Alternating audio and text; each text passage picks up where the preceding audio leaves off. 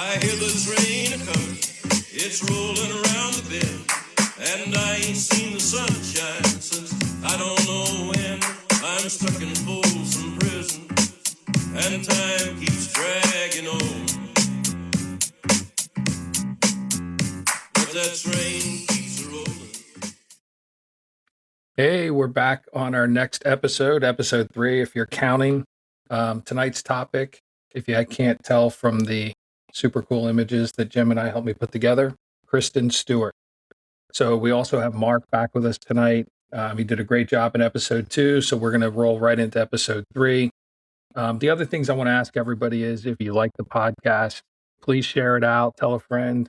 Let's try to build up an audience. The other piece, I'm trying to get more discussions with our Movie Killers podcast Facebook group. We get a lot of feedback. It's very all over the place right now. I get emails, I get texts, I get messages through Facebook. But if we keep it all in one place, and we'll run through a little bit of that before we start rolling into just how awful Kristen Stewart is. And it seems like she's a much more controversial topic than I originally anticipated, which will be a great discussion, which is why I'm trying to get a little bit more discussion started on Facebook. So tell a friend, share it out, let everybody know, mkpcast.com. And then we're also going to Movie Killers Podcast Facebook group. And with us, we have Mark tonight. Hey, everyone. How are you?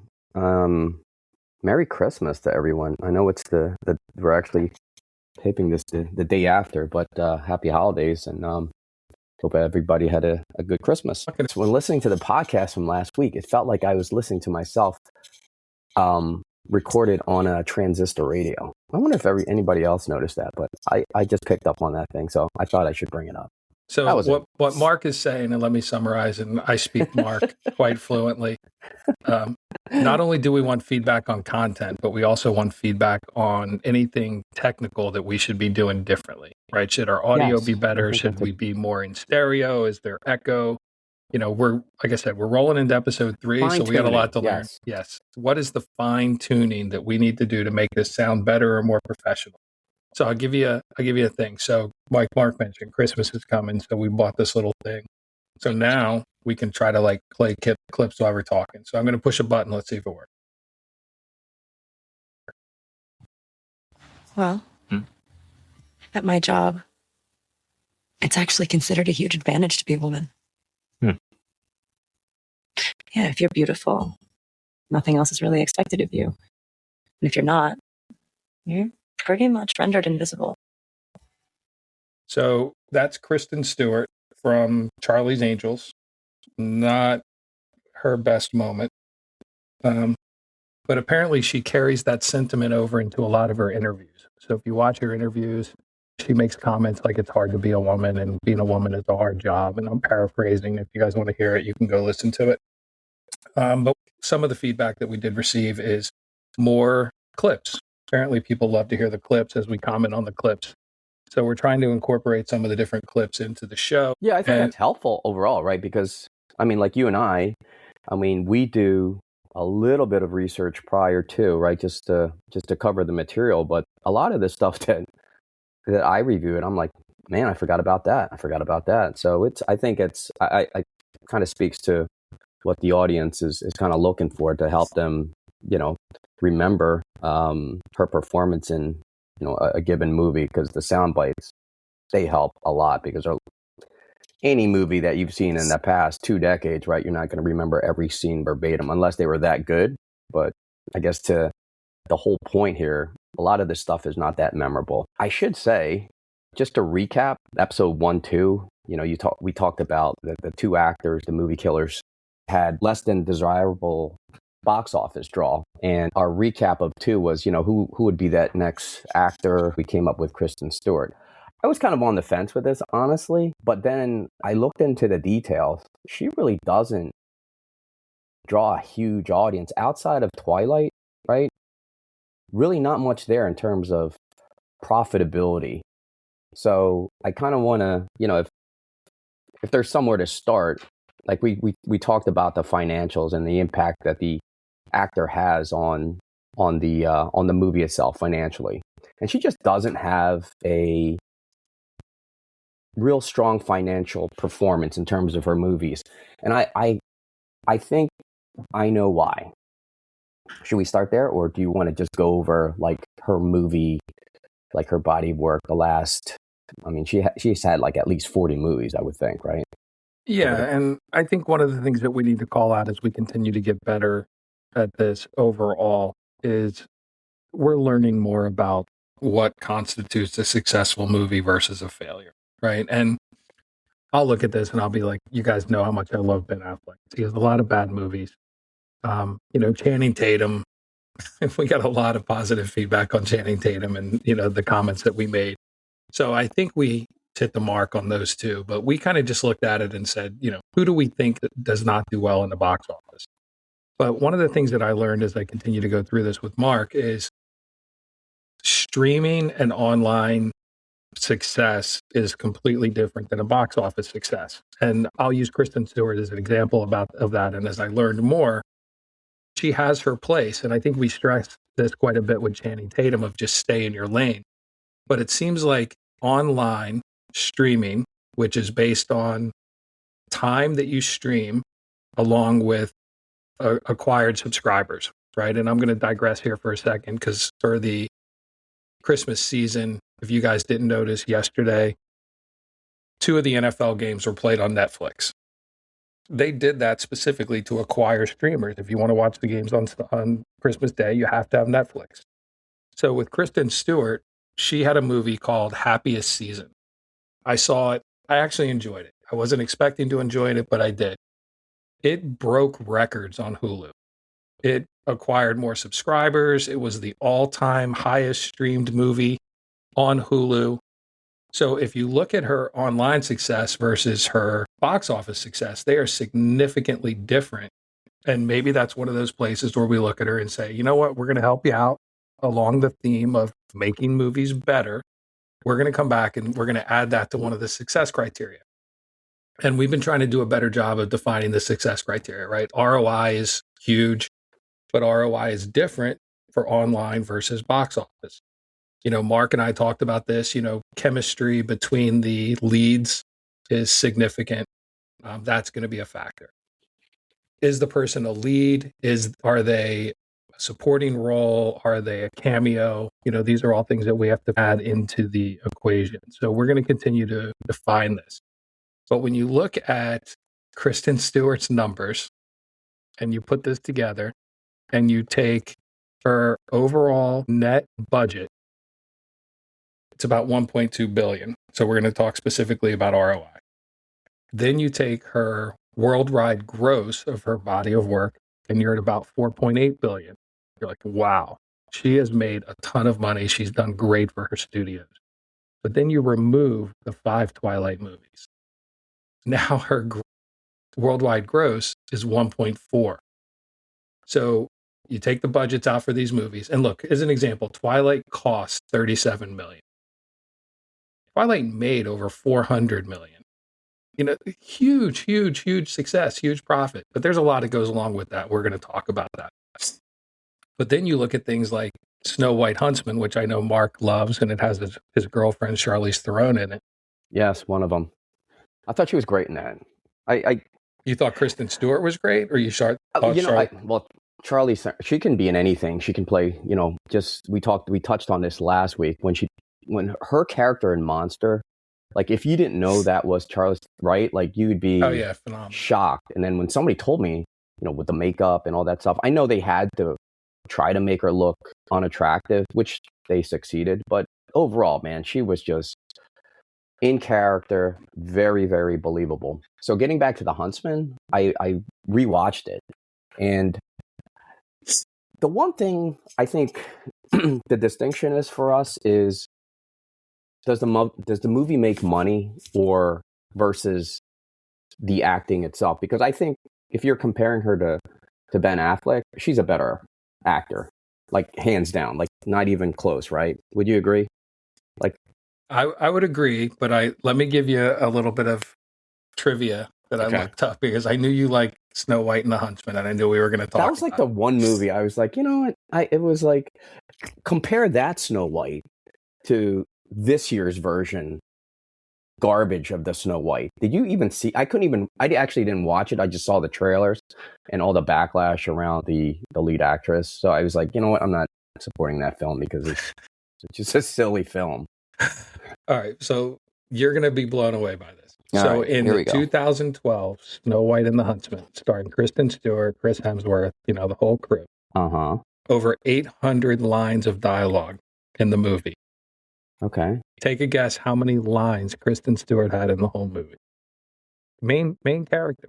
You How said many lines? 800 lines? Total. All Okay. active. Okay, Every okay. line combined. The dwarves, everybody. Wow. I'll say at least 10%. 23 lines.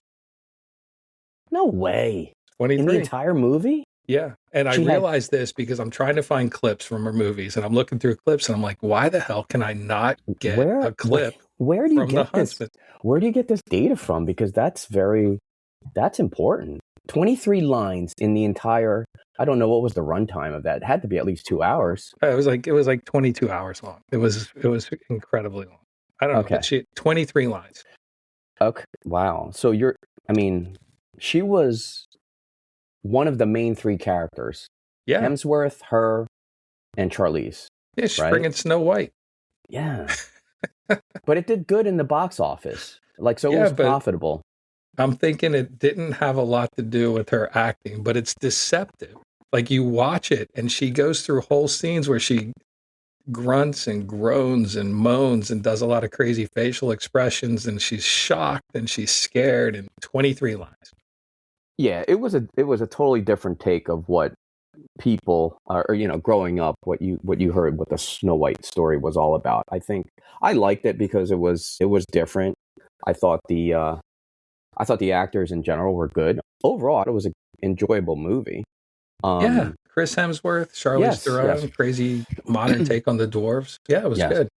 Yeah, here's the thing. In staying with the theme of money and how much these movies gross with her as the lead role, right? Because we talked about in the last episode, like if we're going to zero in on the actor relative to the movies that they were involved in, where they were the lead role, how much of an impact to the revenue really was it? And I think her biggest fan base comes from generally like indie films, like those art house audience types, right? Versus the high volume mainstream movie going demographic. I like if you had to categorize what Kristen Stewart is, that's how I would categorize. If you take out Twilight completely, she's basically a indie role actor. Yeah, but so that's a great topic. All right, audience, Facebook, Movie Killers podcast group, let's discuss that. If you are an indie success award winner, but your box office and your streaming numbers are extremely low, are you a movie killer? The studios look at it and say, I'm only interested in the dollar. I'm only interested in money. That's what they're in business for. They're not a charity. This is not UNICEF. If you guys saw Joe Dirt, they're there to make money. So if you look at her, and I'll tell you a little bit of reason how she's able to do this versus some other actors that are out there in a second. But I think that's a topic that needs to be discussed. Like, I'll give you an example. So Clouds of Sils Maria. I did watch scenes from that. Juliette Binoche, who I think is awesome. She's incredible. She's the main character in that, and Kristen Stewart plays more of a supporting role. But she won the César Award. It's the European equivalent to the Oscar for that. But the movie itself only cost $6 million to make, and it only made just under $10 million total from a profitability perspective. So it made money. It made money, but because there was no marketing on that thing. Nobody even knew it was out there. So marketing dollars are low. But from an indie perspective, huge success. Yeah. And critically acclaimed, award winner, the whole deal. Yeah. So I think from that perspective, though, and if you're talking about, it's all relative. So in the indie market, she probably does okay. Like you have your whole list here, the Kristen Stewart list from how many movies? Close to 40. I think, I don't know. Yeah, maybe. Yeah. But I guess my point is the whole indie film economics, all of her lead roles are those low budget indie films that they don't have the major global marketing campaigns. So they're not spending a lot of dollars, and there's not a lot of wide theatrical distribution. And that's why I think when we put her in this category of movie killer, she doesn't make money because she's not really casted in a role that has a lot of marketing dollars put behind it. Other than, Twilight and Huntsman, 85% of her roles were in low budget indie films. Yep. So if you were to say, hey, she's great for Cannes Film Festival, she's just risky for high budget Hollywood films. I think that's how I would probably one line it for her. Yeah. And just to add a little bit why it's so difficult for actors and actresses to make this happen. So I'll give you how this happened for Kristen Stewart. Now, this is my take on the story, but the story is real. So Kristen Stewart was shooting Twilight. In the middle of shooting Twilight, and this is all based on the chronological order of the movies, she starts shooting Snow White and the Huntsman. While she's shooting Snow White and the Huntsman, she starts having an affair with Rupert Sanders. He's the director of Snow White and the Huntsman. She's 22. He's 41. He's married to, I think, a Spanish model at the time. She's married or dating or living with Robert Pattinson. Heavy relationship. There's video, they're making out in public, the whole deal. She starts getting word that Hollywood is starting to be nervous about her and everything, and the chemistry, one of the key factors between her and Robert Pattinson. She goes back to the studio and says, look, if you want me as Bella, I want percentages of gross revenue of the rest of the Twilight movies. Now, if you go back, the last Twilight movie was more successful than the first. So Twilight Breaking Dawn Part 2 made $850 million.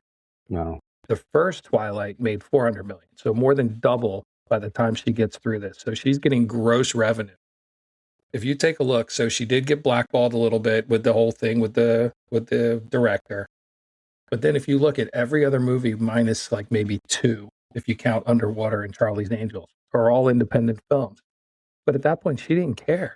She's got gross revenue rolling in from $700 million, $850 million. There's not a lot of actors that are going to have that power to make that demand, but she was Bella.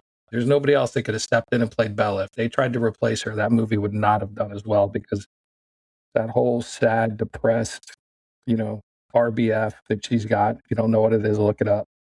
That, she's that character, and she had the studio, she got what she wanted, and it gave her the ability to go off and do these other indie films that the guys on the bus, remember from episode 2? Yeah. They're not going to step in and be able to survive on the revenue or the money of getting paid to do these small $1 and $2 million indie films. I got to give her credit though for that, right? Like, she was not the first to. They call it the concept of first dollar gross. It's called FDG. I actually looked that up before.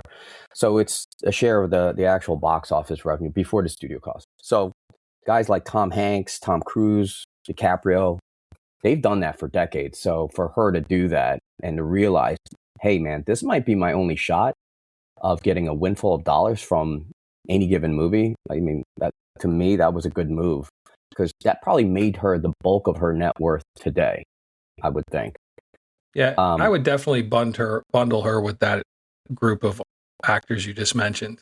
Tom Cruise, Tom Hanks, Leonardo DiCaprio. Like, that's a financial, yes, that's a financial move that you got to applaud, because she probably looked at, what was out there at the time, because she wasn't really, she had Huntsman, she had Twilight, but other than that, was there any other, like, she wasn't on a roll for like 10 years. It was just like these two major roles, and that was really it. And then the drama from the set. I don't know if she just chose to step away from the big screen for a little bit, but after Twilight and Huntsman, I don't think there was much of her in terms of. She got a lot of critical acclaim from Into the Wild. Into the Wild was pretty good. If you guys haven't seen it, it's worth the watch. And then Panic Room, she was the kid. That's her first entrance into Hollywood, is when she did Panic Room with Jodie Foster. But Jodie Foster carried that movie. Yeah. And then The Runaways, she plays Joan Jett in The Runaways, which was pretty good. It's a little slow, it's a little long, but if you grew up in the 80s, you love Joan Jett. She did The Runaway. If you want a little nostalgia there, it's worth the watch. But to put it into an ROI perspective, it cost about $10 million to make at an only worldwide gross of just under $5 million. So it didn't make any money, but everybody said she was good. And then it was just Twilight. Twilight blew up. Yeah, but here's the thing, too. If you're a studio and you're looking for a solid actor to carry a role in a female lead, you have a lot of options as a studio. But when you're looking at a Kristen Stewart, you're probably struggling to position her film as kind of a must-see event because of her kind of her public persona, right? You almost look at it's almost like music, right? Like you have different genres of music and you have different genres of actors, and she's kind of like that. I don't know, alternative cinema where it's not a huge following. It's just a very captive base, very niche player. And I think that's why it's hard to scale with her as a lead actor. She doesn't carry that broad commercial excitement like if she's a headliner to a given movie. And you could say that about a lot of actors, but since we're talking about her, I mean, her headlining a role, I don't know. I just don't think she has a very wide commercial following. That's why I think she does relatively well in her, indie filmmaking career. Because you remove 3 movies, she's an indie film actor predominantly. Yeah. She doesn't sell tickets, right? She doesn't sell tickets. She sells I don't know, think pieces. I don't know how to say it. She just doesn't sell tickets. Yeah, and I think the other interesting part is everybody who's willing to participate in the discussion, and I hope that number continues to grow. But everybody's going to say, "Oh, what about Spencer? She was so good in Spencer." Yeah, but Spencer's another one where she had very few actual lines. Like there's a dinner scene in Spencer that's I don't get it. It's very artsy. It's kind of above my head. I'm more of a Marvel, Star Wars explosions, and put the money back in the box. Like that's classic cinema to me. But we're not. I mean, we're not talking about. I mean, we're touching on their acting ability, but we're also focused on the financials, and I think she has all this consistency in terms of her indie career, but when it just comes to financially profitable movies, she just doesn't have it, and that's why she's kind of in target for a movie killer actor, because she just doesn't bring that that type of that buzz with her. That's all. I don't think it's an actress or an acting ability thing with her. I think she just doesn't have a draw. Yeah, and even when she's the main character, they limit her lines so much. Like I see the names that you mentioned before. I can't imagine Leonardo DiCaprio going in and saying, "I understand I'm the lead, but I'm only going to have 3% of the total lines within the movie." He's just not going to do it.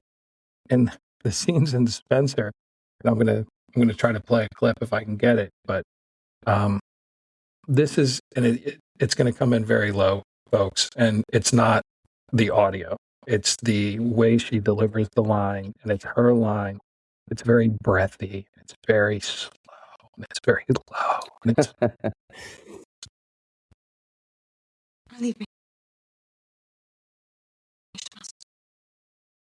See, I couldn't even hear that. You can tell everyone I said that. Yeah, and that's the whole movie with her. Like, it's very low, and I just don't know that there's a lot of acting going on other than, well, let me rephrase. There's a lot of acting going on from facial expressions and everything, but line delivery is a little bit suspect. You know who she sounded like in that? And you brought up her name, Jodie Foster. In a couple of her movies, she whisper talks, but she's able to pull it off, I think, better than Kristen Stewart. I can't remember the one movie with her and Richard Gere. I felt like the entire movie, and I'm talking about Jodie Foster now, she was whispering in the entire movie. Do you remember? I got to look it up. For Jodie Foster with Richard Gere? Yeah, it was Jodie Foster and Richard Gere, and It was hold on, I gotta look for it now. But you brought that sound bite, and the entire movie, Jodie Foster was like whispering. It's weird, but she pulled it off because it was. I have no idea what you're talking about. All right, You're insane. I'm gonna look it up. It was pretty funny. So the other piece that you guys would know we always bring in is the casting component, right? And I started here with the casting directors for Twilight because, to be honest, they brought together a bunch of very entry level, not a lot of horsepower in Hollywood actors and actresses. And they took, huge book content and the marketing dollars. I don't know if you guys remember back. Let me find the year if I have it. 2008 to 2012. You could not go anywhere in the world without seeing a Twilight picture, Twilight shirt, Twilight poster. I mean, you go to Burger King, you got a Twilight cup. It was everywhere. So the studio did a great job marketing. The content from the books was excellent. Then they brought in these actors that nobody had ever really heard of before. And they said, we're going to build this franchise around this group. And the casting directors for this is a woman named Trisha Wood. And I'm looking for the other because there were two that worked together. Deborah, and I'm going to kill this last name. Aguila. They're the two that worked together that did this. So, guys, by episode 5, I'm going to give you guys the perfect all-star lineup of what it takes to build a movie. But if I had to put two casting directors together, and they have their own casting company that they work for, these are the two women that I would bring in. And they did La La Land, which was great. They did all the Twilight movies. They did the Dexter shows. They did the original Blair Witch. They did a lot of TV. They did the A-Team. A-Team was great. Liam Neeson, Bradley Cooper. They brought that crew together. The original Underworld they did. So The Majestic, which was really good. Last Castle, Robert Redford. I believe I'm. And that's a thing too. Tony Soprano. Right. Like that's a great point. Like you have, when you're marketing any film and you have that ensemble of a cast, like whether you might not even know what the premise of the movie is, but you want to watch it. Right. The A-Team was a great growing up in the 80s, 90s, right? The A-Team was such a popular TV show that I knew I was going to watch it. It didn't matter who played what, but when you knew what the cast was, you got excited. And the one strong personality on the TV show was Mr. T. And then when I found out, what's his name from the USC was going to play it, I was like, all right, that's interesting. I didn't know he even acted. Rampage Jackson. But he did such a great job. He didn't, and the thing is, I think what was important is the directors and the casting directors, they knew that he was obviously very limited on the screen. So they kind of tailor-made his script to be very minimal, but it was just enough to get the character across. And I thought they did such a really good job with A-Team. But that's a good point. Is that exactly what the directors did in The Huntsman? Yeah. They knew Kristen Stewart had the face recognition. They knew she had the name to go along with it because it's right. Remember, keep in mind, it's right in the middle of the Twilight craze. Right. Her picture is everywhere. Yeah. And they say, you know what? We're really nervous about her delivering these lines. Let's cut the dialogue back to 23 lines. Let's let her show her face everywhere. Let's use her name to draw in an audience. And let's just see where it goes. Yeah, that is just... Where did we pull this data? The 23 lines? Because to me, that is just mind-boggling. Dude, I got it from the Google. It's real if it's from the Google. Okay. No, just ask Gemini. Say, Gemini, how many lines did Kristen Stewart have in Snow White and the Huntsman? Wow, that's amazing. But the only reason I asked the question is because I couldn't find one. I couldn't find a line. Yeah. I did find a movie with Jodie Foster and Richard Gere. It's called Summersby. When she was whispering, like 3/4 of her line delivery was all whispering. Yeah, it's like a Western, like Civil War or something, right? Yeah, he came back after some type of absence, and no one really knew who he was. And I don't remember exactly, but she was even confused whether or not that was her real husband or not in the movie. But anyway, it was just a point of reference because Stewart was whispering in that one scene, and Jodie was whispering an entire movie, it seemed like. Got it. So let's go back to the list. So you got very little ROI. Item 1, movie killer. And if you take Twilight out of this, she is a huge box office loss. Huge loss. Significant loss. Like if you guys look at the different lists from a profitability perspective that she put together. Mm-hmm. Any movie she does with a co-star, there's very little chemistry. Even if you put the chemistry together with her and Robert Pattinson and Taylor Lautner through the whole thing, like it's just strained. Like I watch a ton of clips and a ton of different scenes as I'm trying to pull audio from these things, and every scene they're in, it's just like googly-eyed, mouth open, staring at each other. I mean, the wedding scenes and everything are just brutal. You know, I don't know if I played this one yet, but here. Nessie? You nicknamed my daughter after the Loch Ness Monster? Yeah. Just terrible, right? Yeah, like that was her bad. emotional outburst. Yeah, that was bad. So I was thinking of like something to kind of phrase this. But her today, Kristen Stewart, is the inductee into our bad acting economy. Our BAE. I just made that up. So, but we're not here, I think, to remind the audience, we're not here to necessarily roast a person, right? Because we didn't really roast it. Well, maybe we did in the last episode. But here, we're actually just here to audit the profit. Is that right? Like, that's what we're doing, because they're movie killers. Yeah, we're using the criteria to say keep them out of movies as we build our all-star team of movie production. Which, guys, if anybody from Hollywood ever listens to this and you give me carte blanche and let me choose director, casting director, on and on, I will build you the perfect movie. But I guarantee you that the all-star team, but the 3 people we've named so far will not be in it. So, if you guys have any questions. But I guess it goes back to the ultimate question. If you guys look at the website, shameless plug, mkpcast.com. I threw a slide up and we were messing with this. I called it the Affleck movie killer calibration. Obviously Mark calls it, what did you call it? The BAE? Yeah, I just made that up, the bad acting economy. I'll figure out a way to incorporate that in, the bad acting economy. But I basically said quantifying cinematic lethality, right? So that's kind of what we're putting together. A lot. Yeah. It is. It's very wordy, Yeah. But so far I got Ben Affleck as the baseline. If you guys look at the main page, right below, Kristen Stewart movie killer. And then I got Ben Affleck right smack in the middle, and I got Channing Tatum one head below Ben. So I guess one of the questions that we have to ask is, where do we put Kristen Stewart on the list? On the Ben head-o-meter? Yeah, on the Ben head-o-meter. Yeah. Man, that's tough, because I think it was a little, I don't want to say I was biased with the Channing last week, but I compared his acting. I think I was more critical of his acting, which translated into a shitty box office draw. I think that's the association I was trying to make. But with Kristen, I mean, her acting is, in my opinion, I think it's better than Channing. So, but when it comes to ROI, her movies don't move units. Yep. They just don't. And to your point earlier, she does have a limited range on her acting. But would you?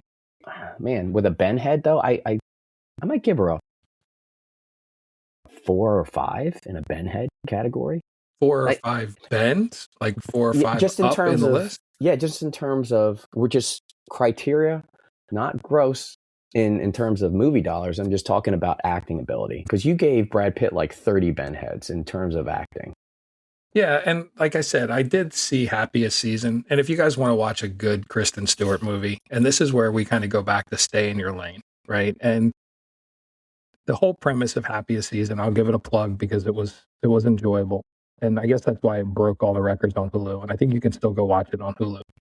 Is she has a girlfriend. She's a lesbian. She's gay. She has her girlfriend. They're away at school. They're going home for Christmas vacation. Original idea, not even close, right? It's been done a million times. So she goes home with the girlfriend. The girlfriend has yet to tell her parents that she's gay. So she keeps saying, this is my orphan roommate, which is very funny. But the guy who made the movie, who is just absolutely hilarious, is Dan Levy, right? Dan Levy is, if you guys watch Schitt's Creek is very, very funny. Dan Levy is great. Mary Steenburgen is in it. Ted Danson's better half. Mary Holland, who, if you look her up, you'll recognize the face. She plays a lot of sidekick parts, and she's like an unsung straight person. And I don't mean that as in gay. I mean like Abbott and Costello straight. Like one's the clown and one's the straight man. Like she plays that role great. And then Kristen Stewart comes in, but she's the awkward, shy, afraid to speak up, always working in the background. So she just basically plays herself. So it goes back to the Affleck question. Put Affleck in the accountant. He's the hitman with Asperger's who has no personality and can't do anything that involves a personality. So he plays himself. Then you play Channing Tatum, who's like the doofus, goofball sidekick who, just wants to say a funny line and walk away, like in Bullet Train, plays himself. So is it acting if they just play themselves in the movie? But maybe, but she did a great job. So I don't know. So Aubrey Plaza, I forget Aubrey Plaza's in it, who's awesome. So I guess it goes back to the question. From an acting ability, where does she fit on the Affleck scale, the Affleck headometer? The Ben head. The Ben headometer. Yeah. And is Happiest Season a good judge, or is it the fluke that's out there because she basically played herself? And then there's a lot of controversy of Kristen Stewart's adorable. We love Kristen Stewart, but adorable is not a criteria. Doesn't make money. Yeah, it doesn't make money. I'm adorable. So, I don't make any money. So it is what it is. Yeah, that's a great point. That's a great point. So as you were talking, I was How thinking adorable I am? I appreciate that. Or lack of.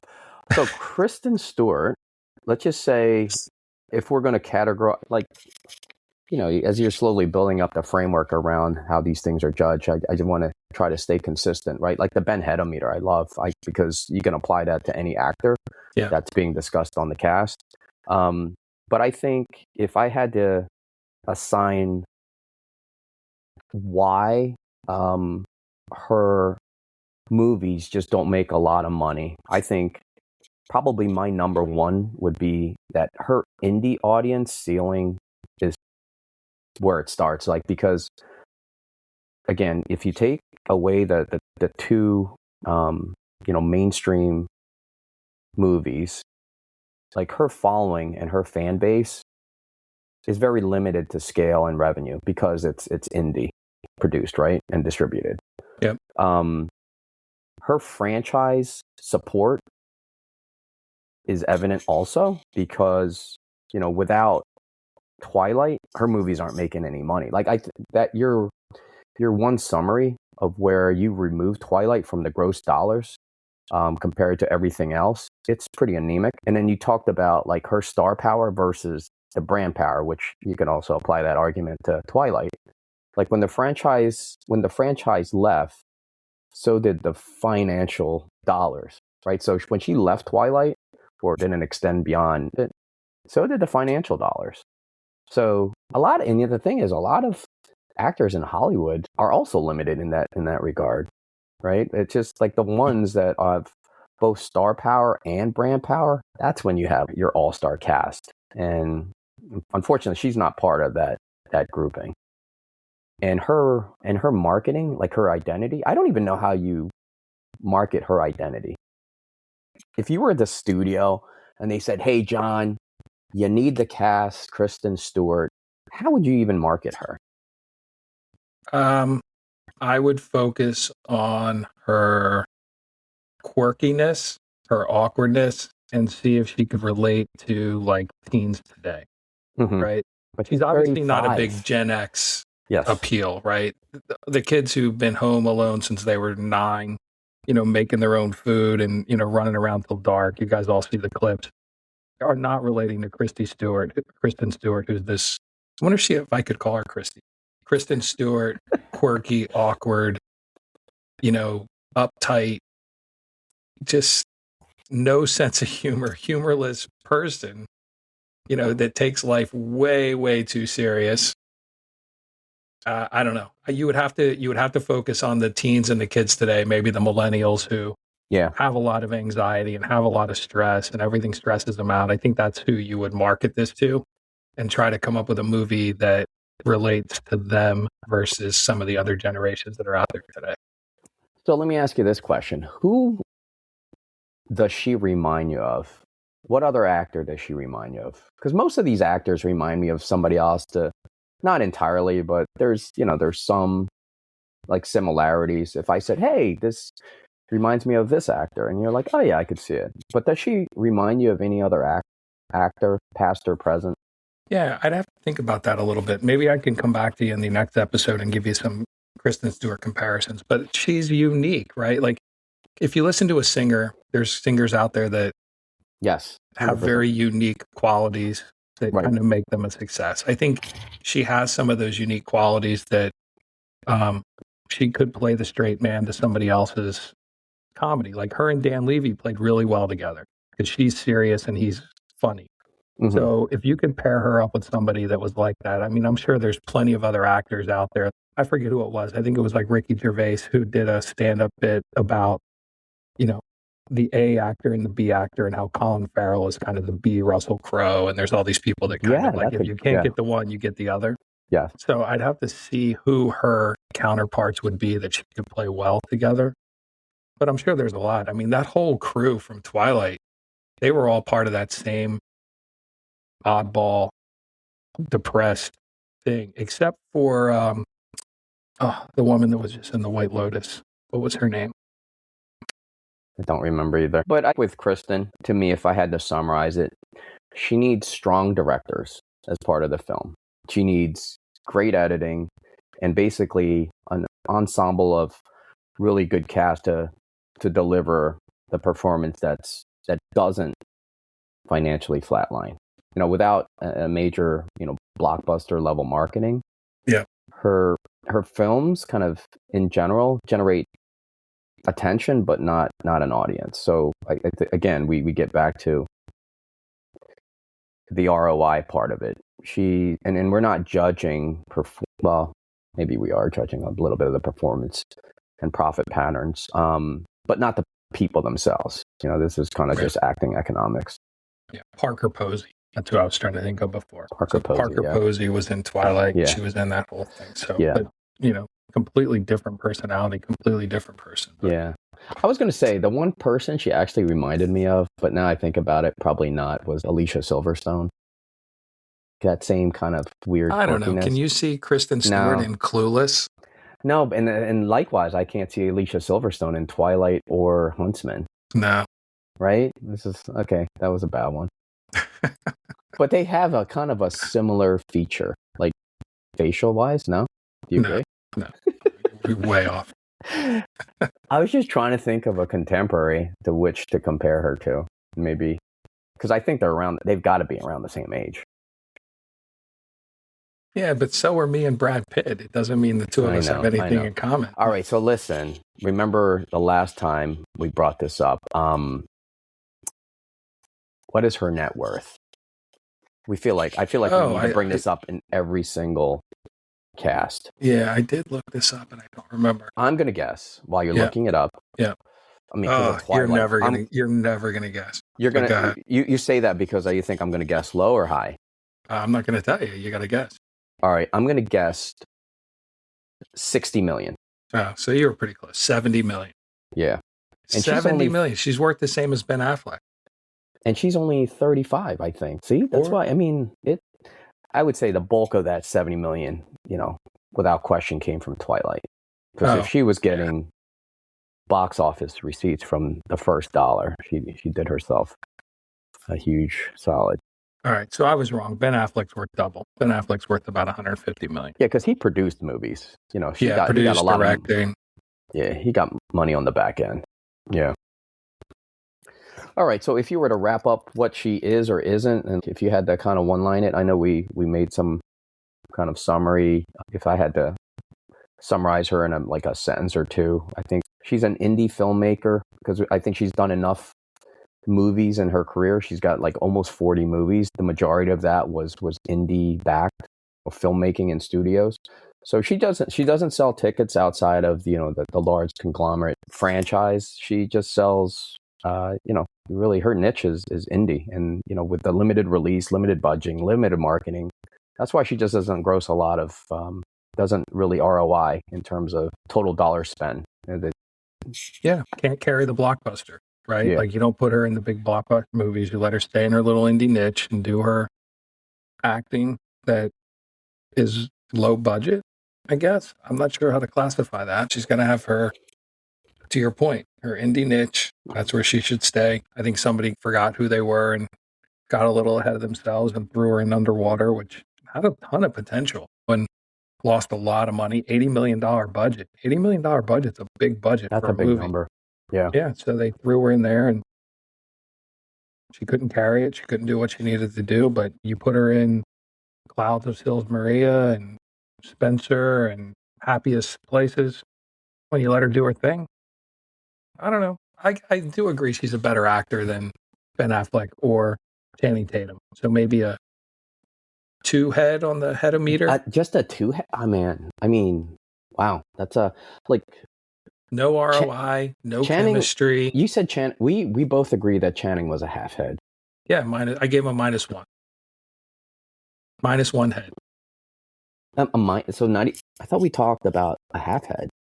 Yeah, Channing. it's too hard to put a half head. So you were right. I'm not going to, I don't admit that often. You're like, what are you going to do? 1/10 of a head? Like it gets too hard. So he's a minus of it. He's a -1. You downgraded him from the last. Minus from last week. Can I touch on something with Channing Tatum real quick before we end this podcast? So remember I talked about how I was going to watch Roof Man? Yeah.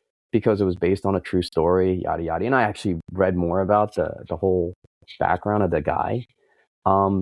He actually did okay in this movie, dude. I'm telling you. I don't know how much money this damn movie made, but he was actually okay for the first time. And I said it. I was like, maybe he turns his career around. I don't know. And I think this movie was, let's just put it this way. It was a lot better than probably 90% of his other movies. And that says a lot. I'm not watching it. You're still not watching it? Even with Kristen Dunst from Point Pleasant, New Jersey? You're not going to support it? I'm not watching it. Maybe if it's on and I got nothing to do. Based on a true story, John. I'm on a plane for 6 hours and, maybe I'll sit and watch it. It was just based on a true story. I mean, there were some parts you were like, oh, come on, man. Just all you had to do was just a little bit better. But, I think overall, he did an okay job. All right. I will watch it before the next episode. Just keeping it real. That's all. Yeah, we'll go back and I'll give it a shot. All right. So, and we're going to talk about just the last thing with Kristen Stewart. I know this might be a stretch for you. Her best movie, her best performance. Oh, Happiest Places. I liked it. Yeah. I'll give that as her best performance. Spencer, just painful when she's on the screen. And I think that's because they tried to make it a little too artsy. And I think she got nominated for an Academy Award. I don't remember if she won, but she did get nominated. Then she got the award for the Sils of St. Maria or whatever the name of that thing was. Her movies are just not remember. Clouds of Sils Maria. I watched most of that, like in between different things, and I enjoyed that as well. Very artsy. See, I'm not against artsy independent movies. What it is. Yeah. They just have their place. And I think that's her niche, and that's where she needs to stay. So is she a movie killer? Yes. She's not carrying as a leading person. She's not making a box office smash with any of her movies. Her days of Twilight are past her. She just doesn't have it in her anymore. And her lack of enthusiasm, lack of chemistry, I think maybe the lack of caring of doing that type of role is evident. So I think she stays in her niche. She can act by basically being herself in those movies, and she has a lot of freedom to interpret the roles. And I think as long as she stays there, she'll continue to do what she needs to do. But neither you or I are worth 70 million, so she's got to be doing something right. That she did something right, man. Yeah. And we don't know where she's not from New Jersey, is she? Probably not. No, she's from some depressed area somewhere. I'm sure wherever they breed depression and pale skin. Let's look that up. Yeah, I would be shocked if that was New Jersey, but I mean, who knows? All right, let's see. All right, so you would give her a 2. I'll give her a 2, but you can give her whatever you want. Like I would give her at least a 4. Yep, I was right. She's born in the towns of depression and pale skin, Los Angeles, California. Wow. Born in the industry. Her dad was a stage manager and television producer. Her mom was a script supervisor and filmmaker. Wow, so she probably had a lot of coaching, like, a lot of coaching growing up. Yeah. Sometimes it just doesn't matter. Yep. All right, well, that was fun. All right, so I'm gonna give her 2 Ben heads because she can act if she's in a very specific role. She just doesn't have the ROI. She doesn't have good chemistry, but there's a couple other categories we'll finalize before we get to the next episode. Happiest places. What about you? What's your favorite Kristen Stewart movie? I would agree with that one. In terms of her best performance, I think with her, just talking about if you're thinking about like her range, that's where her sweet spot is, 100%. I think she did okay in Huntsman with her 23 lines. Yeah, if you don't believe me, look it up. Yeah, it's there. Yeah. But now everybody go back and watch that movie because it does have a lot of action. And if you guys don't believe me, you will realize she says very little through the entire movie. It's just a lot of facial expressions, like a mime. Yeah, she's like the Snow White mime of. I'm going to go the extreme. Like, remember Tom Hanks in Castaway? He had 0 lines. Right? So it's not necessarily, X amount of lines is required because he carried that movie without saying a damn thing, right? In Castaway, except in the beginning and at the very, very end. The only thing he ever said was Wilson, right? Dude, I will bet you right now, name a number, $20. Because we don't have 70 million. We got to keep it, all right. Got to keep it lower. How many, I will bet you Tom Hanks had more lines in Castaway on an island by himself with a volleyball than Kristen Stewart did in Huntsman. Oh, $20. Dude, I'll bet you $100. There's no way Tom Hanks had more, dialogue. And I don't care what Gemini says, because I need the actual script. Gemini pulls the script. It pulls the script and counts the lines. Yeah, well, Gemini. It'll say, would you like me to pull the script and count it? You say, yes. Yes, I would. I would like you to do that, Mr. Gemini. Are you attempting to do that right now? Yeah. Okay. Yeah. Hold on. How much did we bet? $100. You can just Venmo me. No. It is estimated that Tom Hanks has approximately 200 distinct lines of dialogue. 200. Did you watch the movie? Yeah, I've seen the movie. Dude, I've been to the island. I've been to the island with the ball. Yeah, but it was all facial expressions and running around. Like when he was grunting and that. A lot of lines before, a lot of lines after, a lot of lines with Wilson. I'm going to pull the data independently of Gemini. Gemini, they've been known to get shit wrong. Nope. There's no hallucination here. This is the real deal. Count it up. But you can validate. No. You and I, we're going to watch the movies. That's how we're going to keep score the manual way. I'm not sitting there counting. Go with Gemini. I'm going to pull the data and I'll present it at a later cast. But there's no way. All right, folks. Some of the feedback we got is that we ramble on too long and we talk too long. So we're like, hey, we're going to keep this episode right at 45 minutes, and we're rolling into 57. So, oh man. So we're gonna wrap it up. We're gonna give Kristen Stewart movie killer, slightly better than Ben. I'll give her 2 Ben heads on the Benometer, and we're gonna get some more finalized criteria for the next episode. We'll figure out who we're gonna get next. I've been getting asked a lot about the ability for other people to debate us on certain actors and actresses. So yeah, how do you pull that off? I just have to invite them in. Yeah, I'll invite them into the episode and they can talk. But like this is where the debate's going to come in, and I got to choose the positive side.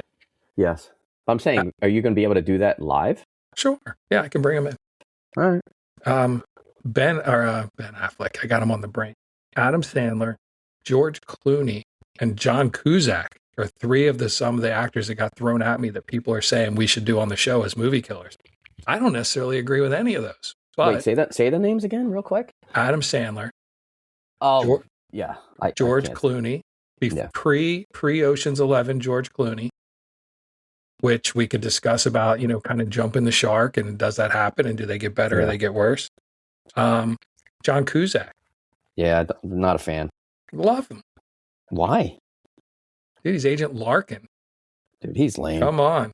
I'm Agent Larkin. Hello, Larkin. He is lame. I'd be on board with that. What's his name? What was that? Adam Sandler? Adam Sandler's best movie, in terms of his just acting, was in that basketball flick. He was Uncut Gems? no, the one where he was like I know what you're talking about. A scout for the Sixers. Dude, that was his best movie, hands down. He wasn't overacting or underacting. He was just like his role. I think, like he was very, very believable. I forget the name of the movie. I think episode 4 is going to be the debate episode, and we'll invite a couple people in and we'll see where it goes, because I think Cusack is great. I think Adam Sandler has his place. I think Clooney is awesome. So we'll debate it live. You can put your case together and we'll bring some people in and we'll see how it goes. Because that even Better Off Dead, come on, Better Off Dead is one of the greatest movies ever made. Oh. Lane Meyer, like the two guys who talk like Howard Cosell. Yeah. Yeah, good. That should be interesting. All right. So thanks, everybody. We're going to wrap it up. Remember, tell a friend, spread the word, get it out. Let's get some more viewers and some more topics to discuss. Go to the Facebook page, go to the website. Wrapping up episode 3, Kristen Stewart, confirmed movie killer, slightly better than Ben, but just no box office draw. But you put her in the right role, she can do her thing, and she's okay. Yes, agreed. Thanks, folks. See you next time. And thanks, Mark, for jumping into episode 3. Definitely appreciate it. Anytime. See you, folks. All right. See you. Bye. I hear there's rain a-coming. It's rolling around the bend. And I ain't seen the sunshine since I don't know when. I'm stuck in Folsom Prison. And time keeps dragging on.